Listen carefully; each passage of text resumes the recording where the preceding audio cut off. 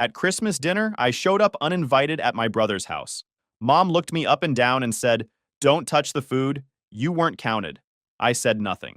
A few hours later, I saw the $1,800 charge on my card. So I did this and watched them panic. Sup Reddit. Strap in and get some snacks. Let's get into the shit show. Name's Elias, 28 male, and I fix freight elevators for a living. The old ones in Manhattan that make sounds no machine should make. The ones that move cargo between floors in buildings older than most family trees. Buildings where the original elevator shafts are hand-dug through solid granite, and the machinery is so old it probably predates indoor plumbing. It's not glamorous work. My hands are permanently calloused. I've got scars on my forearms from cables that snapped while I was elbow-deep in machinery. One on my left shoulder from a counterweight that swung loose during a particularly ugly repair job in the meatpacking district. I've seen guys lose fingers, toes. One old-timer I knew lost 3 teeth when a wrench ricocheted off a stubborn bolt and caught him in the face. The job has risks, but I'm good at it. The union pays well. And there's something honest about work where you either fix the problem or you don't. For 6 years, I've been the guy my mother calls when her rent is short, when Con Ed threatens to shut off the power, when her credit cards are maxed and she needs someone to bail her out before the collectors start calling. I've been doing this since I was 22, fresh out of trade school with grease under my fingernails and the first real paycheck I'd ever seen. Felt like I'd cracked some code. Work hard, show up on time, learn the job, and people will actually pay you enough to live on.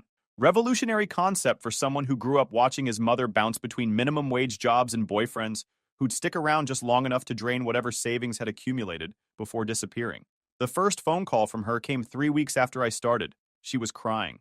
Said the landlord was threatening eviction.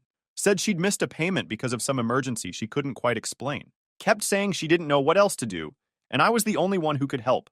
I emptied my account that same day, handed her $2,400 in cash. She hugged me at the door of her apartment. She told me I was the only person she could count on. Promised she'd pay me back as soon as things turned around. That was 6 years ago. Things never turned around, and she never paid me back. The requests stopped being requests around year 2. They turned into expectations, guilt trips disguised as commands. Now she just texts me the amount and the deadline. Sometimes she adds a heart emoji like that softens the demand. Sometimes she just sends the number. No please, no context, no pretense of asking.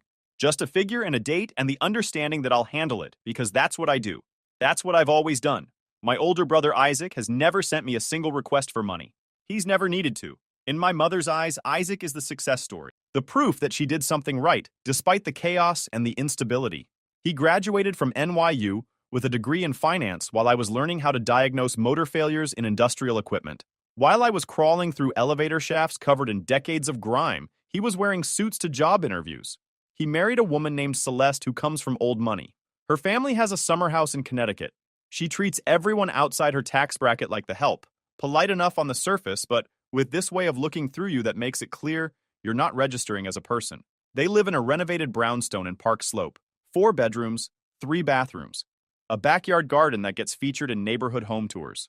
My mother posts photos of their dinner parties on social media. She shows the pictures to her friends at church. She talks about Isaac like he was made of gold. I am not mentioned. I am not photographed. I am not acknowledged as existing in any way that might require explanation. I learned early that I wasn't the favorite. I was the backup, the utility player, the one they called when things broke down, but never invited when things were going well. My childhood was a series of moments where I sat at the edge, while Isaac sat at the center. When he was in high school, he got private tutors and SAT prep courses and weekend college visits to schools with names everyone recognized. My mother drove him to campus tours at Columbia and NYU and Cornell. She bought him prep books and practice tests and whatever else the guidance counselor suggested. When I was in high school, I got a different counselor entirely, a tired woman with a stack of files on her desk. She looked at my grades and my address and my family situation and told me trade school was a perfectly respectable path for someone like you. I still remember the way she said it. Like she was doing me a favor by lowering my expectations before life could do it for me. Isaac got a graduation party with catered food and a DJ and relatives flying in from 3 states who I didn't even know we had. I got a card with $50 in it and a handshake from my mother's then boyfriend. And somehow, over the years, I convinced myself this was just how things worked. Someone had to be the reliable one. Someone had to keep the machine running while everyone else enjoyed the ride. I thought that someone was supposed to be me. Here's what 6 years of being that someone looks like in actual numbers. My mother rents a 2-bedroom apartment in Astoria. The old part. The part where the N train rumbles so loud it shakes the windows at 3 a.m. The building has a super who speaks 4 words of English and a front door lock that's been broken since before I started paying for anything. Rent is $2,100 a month. I cover it. Utilities run another $180 in summer and $340 in winter because she refuses to wear a sweater indoors and keeps the heat cranked to 78. I cover that too. Her cell phone bill with unlimited everything she doesn't use. Her cable package with every premium channel and 3 sports tiers she's never watched a single game on. Her credit card minimum payments on 2 cards she maxes out. Her medical copays for appointments. Her Metro card. I cover all of it. Monthly average, just under $2,700. Some months it spikes when there's an emergency like a root canal or a new air conditioner or a laptop she absolutely needs for reasons she can't explain and never uses after the first week. Never drops below $2,200. I've sent my mother just over $192,000 in 6 years. Not loans, gifts. Because she never offered to pay me back, and I stopped asking after the first year when she looked at me like I'd insulted her by even bringing it up. And me? I live in a studio apartment in Sunnyside. I don't own a car because parking in the city is a scam, and the subway gets me where I need to go. My furniture came from a guy on my crew who was getting divorced and needed to empty his apartment in a weekend. He let me take the couch, the kitchen table, and a bookshelf for $200 total. I eat a lot of rice and beans, pasta when I'm feeling fancy. I haven't taken a real vacation since I was 19, and my buddy's parents let me tag along to their cabin upstate for a long weekend. But my mother? She eats out 3 times a week at restaurants, gets her hair done at the salon, buys herself jewelry for no reason, and clothes she wears once and then forgets about. Isaac knows about all of this. He has to. He's seen the text when I've been at family gatherings, the phone buzzing with demands I'm expected to fulfill. He's been at her apartment when I've shown up with cash because she couldn't wait for a transfer to clear. But he's never acknowledged it, never offered to split the burden, never even thanked me on her behalf. He just sits there and looks at me like I'm the maintenance guy who forgot to knock. My mother has built a whole narrative where Isaac is the successful son who made something of himself through talent and hard work, and I'm the screw-up who owes her for all the sacrifices she made raising me alone. Never mind that I raised myself. Never mind that I was making my own lunches at 8 years old while she slept until noon. Never mind that I did my own laundry at 10 and learned to cook at 12 because the alternative was going hungry. In her version of history, I'm the burden she carried, and now it's my turn to carry her. At least that's how it worked. Until Christmas. Christmas dinner was at Isaac's brownstone in Park Slope. I found out about it 3 days beforehand from Sal, a guy on my crew who's been fixing elevators since before I was born. Sal is 58 years old with hands like leather work gloves. He's been in the business for 31 years, survived 3 union strikes, 2 economic crashes, and 1 elevator freefall that he walked away from with nothing but a bruised shoulder and a story he tells at every job site. Started as an apprentice and never looked back. He's forgotten more about this job than most guys will ever learn. He's the closest thing I have to a mentor. We work together 3 or 4 days a week, and he's taught me more about elevator repair than trade school ever did. Real knowledge you can only get from decades of doing the work. His wife, Rosa, runs in the same church circles as my mother. Small world. Queens is like that. Everyone knows someone who knows someone else. Rosa mentioned the Christmas dinner at their holiday service earlier that week. Said it sounded lovely. Said she'd heard they were hiring a private chef. A private chef. This part matters later. 3 months earlier, my mother had called me about a deposit for a catering company she wanted to book for some event she was vague about. Said she needed $400 up front or they wouldn't hold the date. Said she'd pay me back. Standard stuff. I paid it over the phone, gave them my card number, and forgot about it. The chef Isaac hired for Christmas dinner was from the same company. Same account. My card was still on file as the backup payment method. I didn't know this at the time. Didn't even think about it. Sal told me about the dinner over coffee before our shift. He had this look on his face. Testing something. I hadn't been invited. Not a phone call, not a text, not even a passive-aggressive mention that I could interpret as an opening. But I still showed up anyway. Isaac's brownstone sits on a tree-lined street where the garbage cans have brass handles. The houses all have stoops with wrought iron railings and holiday wreaths on the doors. I took the subway from Queens, transferred twice in stations, walked 8 blocks from the station in the cold weather, and stood on the stoop for a full minute before I knocked. The door was massive. Celeste answered. I watched her eyes go from my work boots, which I'd cleaned but couldn't make look new, to my jeans, to my jacket, with the grease stain I couldn't get out no matter how many times I washed it. She glanced back into the house like she was checking if anyone had seen me arrive. She stepped aside without saying a word and let me into a hallway that smelled like pine and cinnamon and expensive scented candles. Christmas music was playing from somewhere deeper in the house. I could hear laughter from the dining room, the kind that comes with comfort and not worrying about where your next meal is coming from or whether the check you wrote for rent is going to bounce. I walked toward the sound. The dining room was something out of a home design magazine. Long table with a white cloth, crystal glasses that caught the candlelight, silver utensils at every place setting. And at the center of it all, my mother, sitting at the head of the table like she'd bought the place herself, wearing a green velvet dress. There were 8 other people, Isaac at the opposite end from my mother, playing host, Celeste's empty chair next to his. Some friends of theirs I half recognized from social media photos, 2 couples. I stepped into the doorway. The laughter stopped like someone had pulled a plug. Every head turned toward me. 8 pairs of eyes doing the same math Celeste had done at the door. My mother's expression cycled through about 4 emotions in 2 seconds. Surprise, confusion, annoyance, and then something colder. Elias, what are you doing here? It's Christmas. I'm your son. Figured that was enough of a reason. She didn't even blink. You weren't invited. Didn't realize I needed an invite to see my own family. Well, she picked up her glass. Now you do.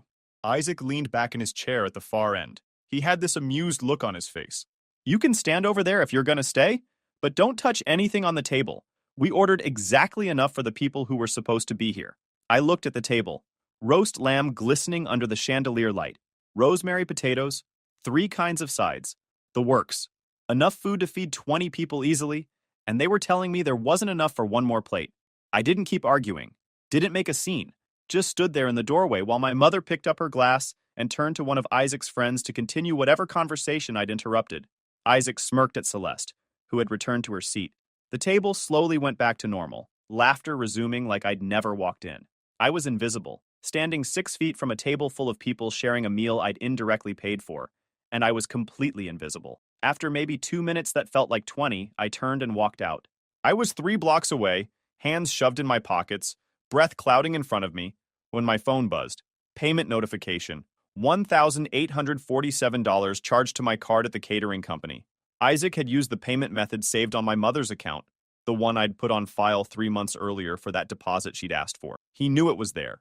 She'd probably told him. And he'd charged the entire Christmas dinner to my card, figuring I'd just eat the cost like I always did. He'd made me pay for a dinner I wasn't allowed to eat. Charged my card for the food they told me not to touch. In the same hour. I stood there on the sidewalk in Park Slope, cold biting through my jacket, staring at that notification until my screen went dark. Something clicked. The hurt turned into something sharper. Something I could actually use. I opened my banking app, found the pending charge, filed a dispute immediately. The charge flipped to pending review, and that was all I needed. Then I walked to the subway and went home. That night, I sat there in my apartment for 3 hours. Didn't turn on the TV. Didn't check my phone for anything except that dispute notification sitting there like a receipt. Didn't eat even though I hadn't had dinner because I wasn't counted. Just sat there in the dark thinking about the last 6 years. Every payment, every text with a number and a deadline. Every time I'd scrape together money I didn't have to give to someone who never said thank you. Eventually, I opened my laptop and started documenting. I went through 6 years of bank statements, every transfer, every payment, every automatic withdrawal that went to an account that wasn't mine. I organized it by year, by category, by amount. Rent, utilities, credit cards, medical, random cash requests she never explained and I never questioned. Printed the whole thing out. 47 pages. Laid it all out like I was building a case against myself for being dumb enough to let it go on this long. $192,380. That's what the spreadsheet showed when I was done. 6 years of funding a life I wasn't allowed to be part of. 6 years of sacrifice that nobody had ever acknowledged. I saved the spreadsheet. Then I opened a new browser tab and started canceling things. First, the rent. I'd been sending her $2,100 every month through an automatic transfer. She told me that was what her rent cost. Logged into my bank, found the recurring payment, and deleted it. Saved the confirmation. Then the utilities. Con Ed, National Grid, Spectrum for her cable and internet. One by one, I removed my payment methods from every account she'd linked me to over the years. Some of them I didn't even remember setting up. Automatic payments running in the background like subscriptions I'd forgotten to cancel. Saved every confirmation email. Then the credit cards. She'd made me an authorized user on 2 of them so I could pay the minimums when she forgot, which was always. I called the automated lines, navigated the menus, and removed myself from both accounts. It took 4 hours. By the time I finished, the sun was coming up. My phone had buzzed a dozen times with texts from my mother. Where did you go? Why did you leave? Call me back. I need to talk to you about something important. I didn't respond to any of them. I met Sal at our usual diner near the Garment District job site the next morning. Place called Mike's, been there since the 70s, serves coffee that tastes like motor oil, and eggs that somehow always hit right. He was already in a booth by the window when I walked in, cup of black coffee in front of him, the sports section spread out on the table. The waitress knew us both by name, brought me coffee without asking. He looked up when I sat down. You look like a guy who didn't get any sleep last night. I told him everything. The Christmas dinner. Standing in the doorway while they ate. My mother's face when she told me I wasn't counted. The charge on my credit card for a meal I wasn't allowed to touch. The 6 years of payments I'd finally added up. The $192,000 that had disappeared into her life while I lived like I was broke. Sal listened without interrupting. He's good at that. When I finished, he folded the newspaper and set it aside. He looked at me for a long moment, and I could see him thinking about something. My old man was the same way, he said finally. Different details, same deal. Guy who just kept taking until there was nothing left to take. Treated me like a walking ATM. What did you do about it? Nothing. For 20 years, not a damn thing. Kept paying. Kept showing up. Kept thinking maybe one of these times he'd actually say thanks. He shook his head. Never happened. How'd it end? I ended it. Woke up one morning and realized I was 50 years old and still waiting for my father to treat me like a person instead of a piggy bank. He took a sip of cold coffee. Only thing I regret is waiting so long to pull the plug. He looked at me for a long moment. You want another 6 years of this? I didn't need to think about the answer. The texts from my mother started getting desperate around day 3. Elias the rent didn't go through something's wrong with the bank. Then angry. Elias, I don't know what game you're playing, but it's not funny. Then weaponized. Elias, after everything I did for you, after everything I sacrificed, you owe me this. I didn't respond. Just let the notifications pile up and deleted them in batches every evening. Isaac called on day 5. I answered, mostly because I was curious what angle he'd take, whether he'd try charm or intimidation or guilt. He went straight for righteousness. You gotta fix this. Mom's completely losing it. Not my problem anymore. Not your... He let out this laugh, but there was zero humor in it. She's your mother, Elias. You can't just cut her off like this. I'm not cutting her off. I'm just done being the only one who pays for everything while you sit in your brownstone acting like I don't exist. Come on, that's not fair. I've got my own stuff going on. Real responsibilities. Right. And I've got a studio apartment and rice for dinner 3 nights a week because every dollar I make goes to a woman who won't even save me a seat at Christmas dinner. I let that hang there. How much have you sent her over the last 6 years, Isaac? Total. Go ahead, I'll wait. He got quiet. Yeah, that's what I figured. I hung up. That's when things started getting interesting. 2 days later, I got a letter from my landlord. Someone had filed a complaint against me with the city housing department. Anonymous tip. Said I was running an illegal business out of my apartment and subletting rooms without permission. Complete garbage since my apartment barely fits one person, let alone multiple. But now I had to deal with a mandatory inspection and documentation requests. Then, my credit card got frozen. Fraud alert. Someone had tried to open 3 new accounts in my name. The addresses on the applications were all variations of my mother's apartment in Astoria. One of them had misspelled her street name. Amateur hour. Then my union rep called me into the office. Said someone had sent an email accusing me of stealing tools from job sites and running a side business selling parts. No evidence. No specifics. Just vague accusations designed to create problems and put a flag in my file. I knew who was behind it. Isaac was coming at me from every angle, trying to make my life miserable enough that I'd cave and go back to being the quiet guy who paid the bills and asked for nothing. I mentioned it to Sal the next day at work. We were replacing a motor on a freight elevator in a textile warehouse on 39th Street. Old building. Older machinery. Sal wiped his hands on a rag and shook his head. Your brother sounds like a real piece of work. He's trying to squeeze me until I fold. Is it working? Nope. He nodded slowly. Good. You need help shutting this down? You know people who can help? He almost smiled. Kid, I know everybody. Sal knows people. 3 decades in the business in New York means knowing building managers, superintendents, fire marshals, city inspectors, union reps, and about 40 guys scattered across the 5 boroughs who owe you favors for that time you helped them out of a jam. He made some calls from the break room while I finished the wiring on the motor.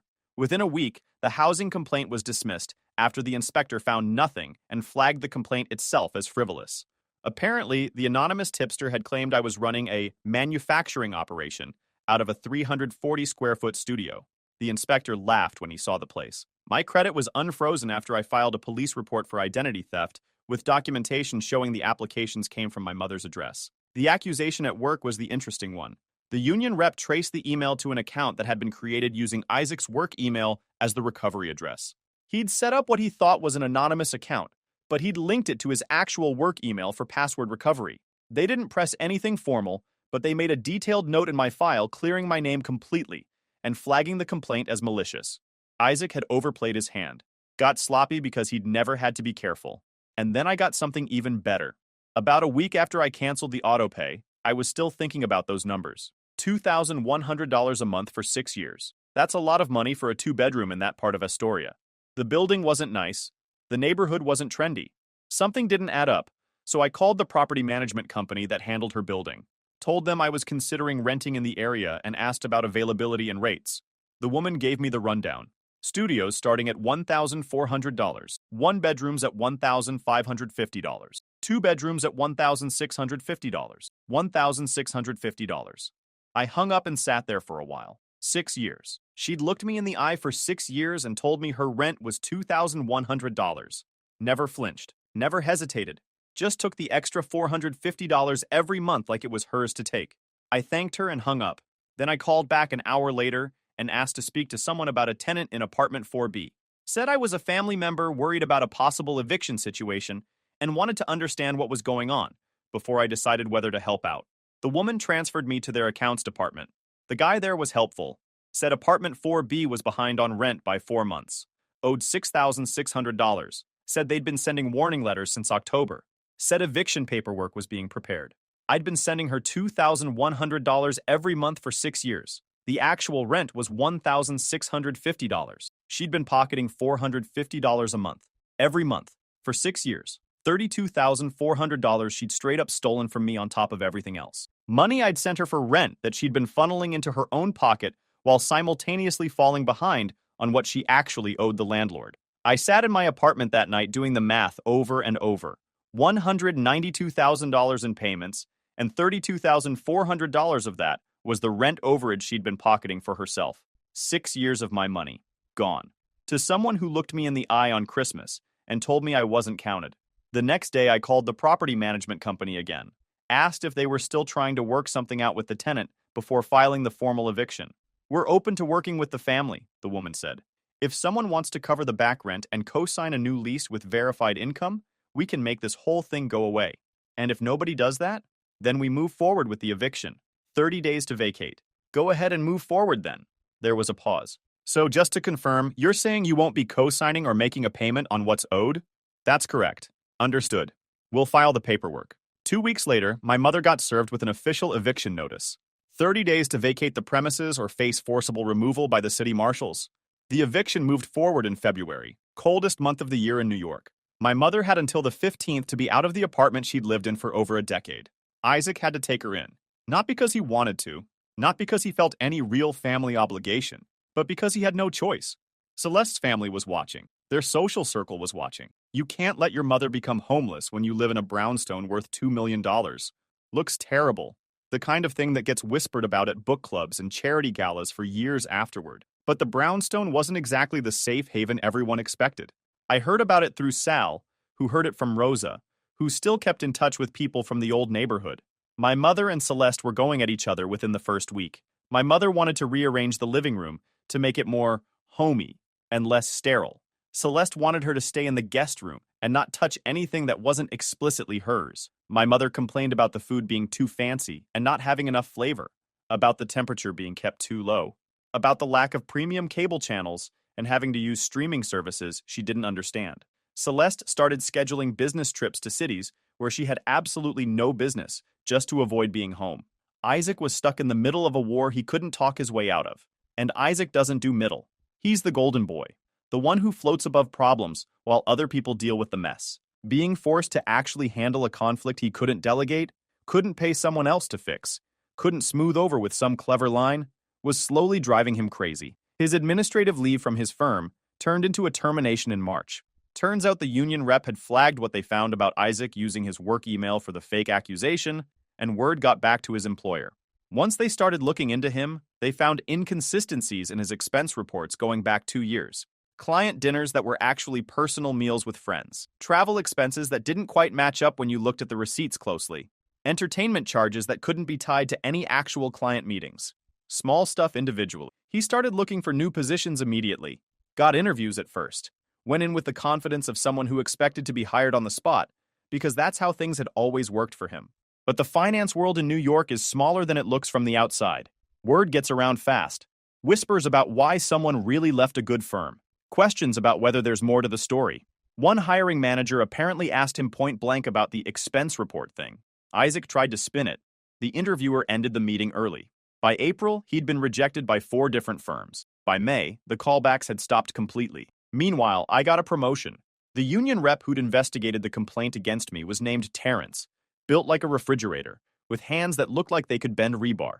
He'd been impressed by how I'd handled everything. When a supervisor position opened up at a new hospital construction project in the Bronx, Terrence recommended me for it personally. More money, better hours, a crew of 6 guys working under me who I'd be responsible for training and managing. Real responsibility. Sal threw me a small celebration at our usual diner. Just a few guys from various job sites, some sandwiches on paper plates, a cake Rosa picked up from a bakery near her church. Nobody made speeches. We ate, told stories about the worst elevator disasters we'd seen over the years, and went back to work. It wasn't some big Hollywood moment, just life evening things out in a way that actually felt earned. But the fallout wasn't done yet. Celeste left Isaac in June, just packed a bag one morning while he was at another interview that would go nowhere, left a note on the kitchen counter saying her lawyers would be in touch, and walked out. Took the good car. Left him the one with the lease payments he couldn't afford anymore. The brownstone went on the market a week later to split the assets. My mother had to find somewhere else to go, and this time Isaac didn't have the resources to make it easy for her. He tried to set her up in different places over the following months. An assisted living facility in New Jersey that she walked out of after 2 weeks. She'd complained to the staff so much they were relieved to see her go. A small apartment in Staten Island she said was too far from everything. A room in the house of some woman from her church who asked her to leave after a month because she wouldn't stop criticizing the decor and kept moving furniture around without asking. She burned every bridge with complaints and demands and the absolute certainty that she deserved better than whatever anyone was offering. Last I heard, she was living in a studio apartment in a rough part of Newark. Subsidized housing. Shared laundry room in the basement. No premium cable. No doorman. No one to impress. Just 4 walls and a window and the consequences of treating people like they only existed to serve her. I got a letter from her in August. Handwritten. 3 pages. She talked about her sacrifices, her struggles, the years she spent raising me alone, how hard her life had been, and how unfair everything turned out, how I was the only person who had ever really understood her. Then came the ask. She wanted me to make things right, pay off her credit card debt, help her find a better place to live, set up some kind of monthly payment to get her back on her feet. She ended by saying she forgave me for abandoning her, for destroying Isaac's career, for ruining Christmas. She was willing to let it all go if I was willing to step up and be the son she deserved. I read the letter twice. Then I walked to the kitchen, dropped it in the trash, and made myself dinner. 2 months later, I ran into Isaac on the street. Random. He looked different, thinner, grayer around the temples than a guy in his mid-30s should be. His suit was nice but not tailored. Off the rack. He said he didn't want to get into it. Said he was tired of fighting. Asked if we could just talk like normal people for once. We ended up at a coffee shop around the corner. Neither of us ordered anything. Just sat at a table by the window watching the city go by outside. He told me what happened with his job, with his marriage. Celeste brought in better lawyers and a forensic accountant who found money Isaac had shuffled around during the separation. The brownstone sold, but most of the profit went to debts and settlements. He was renting a 1-bedroom in Murray Hill, picking up consulting work wherever he could find it. Then he asked the question I knew was coming. Why'd you do all this? Why'd you just let everything blow up like that? I thought about it for a while. I didn't do anything to you, Isaac. I just stopped doing stuff for you. That's not. 6 years, I said. I paid for everything, every single month. And the one time I showed up expecting to be treated like family, you told me not to touch the food. I looked at him. You charged my card for that dinner. While I was standing there in your doorway being told I wasn't counted, you were charging me for the whole meal. He didn't say anything. Everything that happened after that happened because none of you could keep things together without my money. Not because I went out of my way to hurt anyone. I just stopped helping people who made it clear they didn't want me around. He sat there for a long moment. Then he nodded. Yeah, I get it, he said quietly. I'm sorry. I looked at him. He meant it. Maybe for the first time in his life, he actually meant something he was saying to me. Yeah, you should be.